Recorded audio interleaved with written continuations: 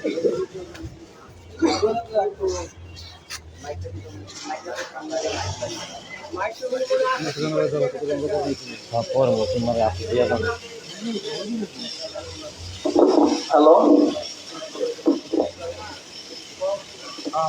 আসসালামু আলাইকুম। আমি ইমন সরকারের মেয়ের জামাই। আমার বাবা যদি কোনো ভুল করে থাকে আপনারা সবাই তাকে মাফ করে দিবেন। আর আমার বাবার কাছে কোনো যদি লেনদেন পান, কোনো টাকা পান, তাহলে আমার সাথে যোগাযোগ করবে। আর সবার কাছে অনুরোধ, আমার বাবাকে মাফ করে দিবে। সবার কাছে অনুরোধ।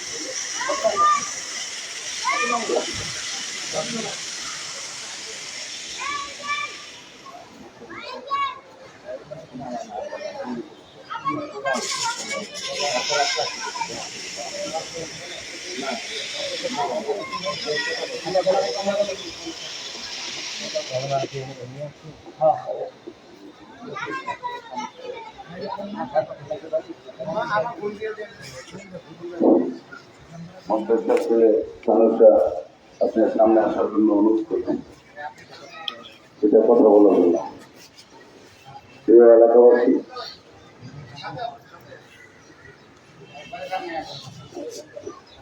এই মর্মান্তিক মুহূর্তে কি বলবো,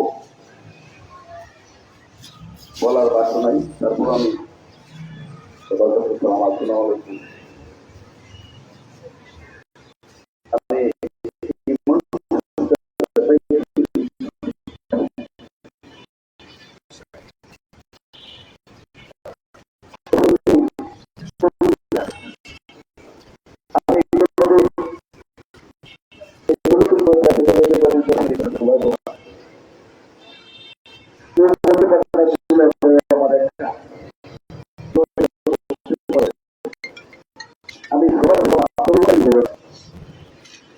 তাদের রাতের রাত বুকের মধ্যে রাখছি, তাদের রাতের রাত সরকার শিখেছি। এমনকি এমন অনেক জায়গায় বলতে পারে আজকে শিখছি, এটা ভুলো হয়ে যাবে। এরকম ভাবে আমাদের ক্ষেত্রে চলে যাবে, এটা ভাবতে অবাক লাগে। তারপরে বলে রাখতে চাই, সকলের বিজেত হবে। কেউ আগে কেউ পরে আসার সিরিয়াল আছে, যাওয়ার কোন সিরিয়াল নাই। এজন্য আল্লাহর কাছে কামনা করি সকল পরিবারের সকল সদস্যের জন্য ধৈর্য করার জন্য আমার কাছে আহ্বান জানাই। আল্লাহ যেন ধৈর্য করার মতো স্বীকার করে।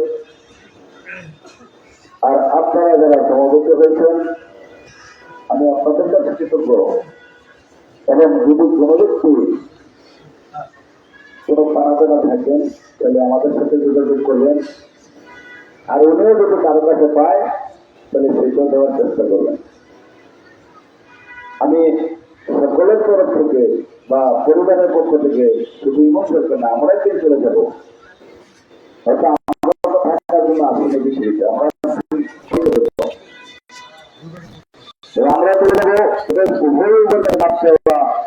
আমি মনে করি সেটা আমি আপনাদের কাছে কোনো বলবেন সমাজ করে দেবেন। আর পরিবারের পক্ষ থেকে আমি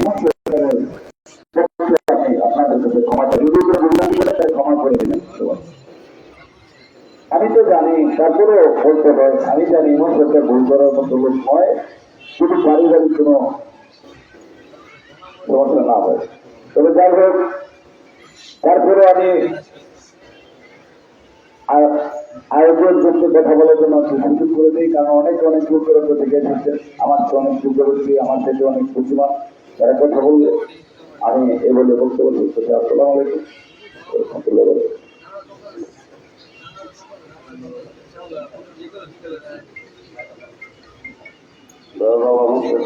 সমস্যা আপনাদের উদ্দেশ্যে কথা বলবো। বিসমিল্লাহির রহমানির রহিম।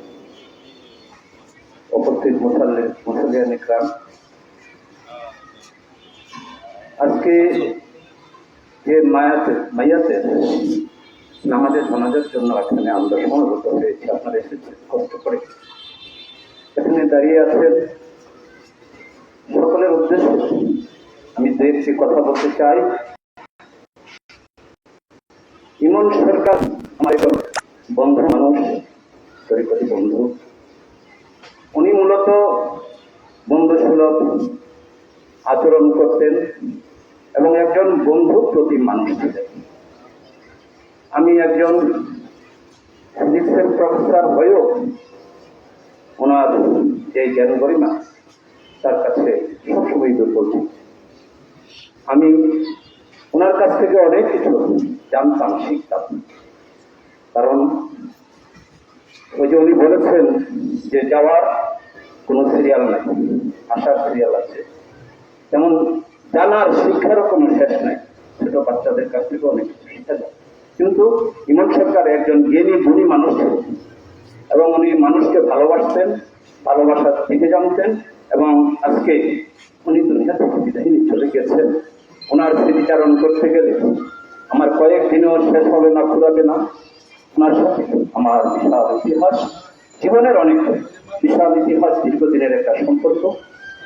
আজকে ওনার তরফ থেকে শুধু ইমন সরকার এবং ইমন সরকারের পরিবারের তরফ থেকে আপনাদের কাছে ওনার বহু প্রান্তের ক্ষমা চাই। আপনারা দয়া করে ওনাকে ক্ষমা করে দেবেন। আরেকটি বিষয় আপনাদের কাছ থেকে আমি একটি স্বীকৃতি চাচ্ছি, সেটা হলো উনি কেমন মানুষ ছিলেন, উনি কেমন মানুষ ছিলেন, উনি কেমন মানুষ ছিলেন। এই যে স্বীকৃতি বিশাল ব্যাপার। কারণ মানুষ যাকে ভালো, আল্লাহ তাকে দোষ থাকলেও মাফ করে দেন। এটাই আমাদের বিশ্বাস, এটাই আমাদের ধর্মের প্রকৃত মূল্য। তবে উনি ধর্মীয় জ্ঞানী এবং সামাজিক জ্ঞানী অনেকে চিনেন, জানেন, এলাকায় বড় হয়েছে। যদিও বাচ্চা এমন গভীর এবং নিবিড় সম্পর্ক, কিন্তু আমি আজকে এসেছি ওনার বাড়িতে কথা আমার জীবনে গভীর মহব্বত এমন একটা জিনিস, এটা বিমূর্ত দেখা যায় না। সেজন্য আসলে আমার মনে হয় অনেক পাওয়ার ছিল, যে শূন্যতা কাজ করছে সেই শূন্যতা পূরণ করার নয়। আপনাদেরকে অসংখ্য ধন্যবাদ বিরক্ত করার জন্য। আমি ক্ষমা চাচ্ছি। ধন্যবাদ সবাইকে। আসসালামু আলাইকুম।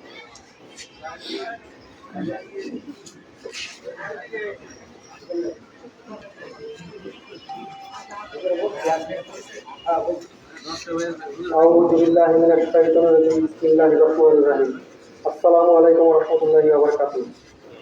আমি সত্যি কথা বলতে চাই, আমাদের পরিচয় দেওয়ার মতো আমাদের কাছে কিছুই নেই। আপনারা সবই জানেন, আমাদের সন্তানের মতো, ভাইয়ের মতো সবাই ছিলেন। আমার ভাই যদি কখনো কারো কাছে কোনো ভুল ভ্রান্তি করে থাকে, কোনো অন্যায় করে থাকে, আপনারা নিজ ধরে সন্তান হিসেবে ক্ষমা করে দিন। এবং তার কাছে যদি কোনো দেনা পাওনা লেনদেন থেকে থাকে, আপনারা আমাদের সাথে যোগাযোগ করেন। আমরা ভাইরা ক্ষমা করেন, আমাদের ক্ষমা করবেন, সবার ক্ষমা করবেন ভাই। আমাদের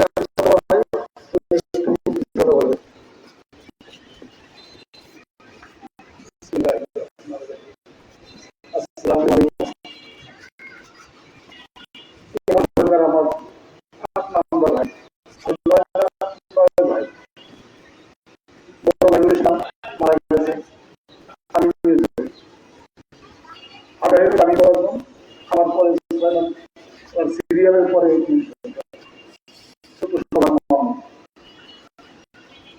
আমরা আমার একটি ভাই ছিলাম, একটি ভাই আমরা নিয়ে গেছি। আজকে আরেকটি ভাই 6 নম্বর সিরিয়াল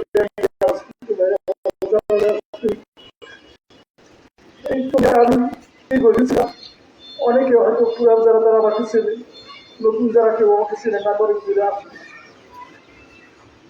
আমার দৈনন্দিন বয়াতি মারা যাওয়ার পরে একটি সন্তান রেখে গেছে শিবন সরকার, গানের স্টেজে দাঁড়ালেন, প্রস্তাব আমার দৈনন্দিন দাঁড়ানো আছে। আমরা আরো 7টা ভাই থাকতো বাংলাদেশ হিসেবে পরিচিত না, এমন সরকার সারা বাংলাদেশের দৈনন্দিন বয়াতির নামে পরিচিত। সেই নামটি ধরে রাখতো উনি, আমার বংশের প্রদীপ ছিল। আজকে আমার সেই প্রদীপ তিনি গেলেন। আমার বড় কিছু নাই, তারপর বলতে হয় ছোট ভাই হিসেবে কাজ অন্যায় করে থাকে, কিছু কেনাপাটা করে থাকে। আপনারা ওনাকে আল্লাহর রাস্তে মাফ করে দিলেন, আর কেনাপেনা থাকে এই বলে আমি সংক্ষিপ্ত করছি। আল্লাহ হাফেজ।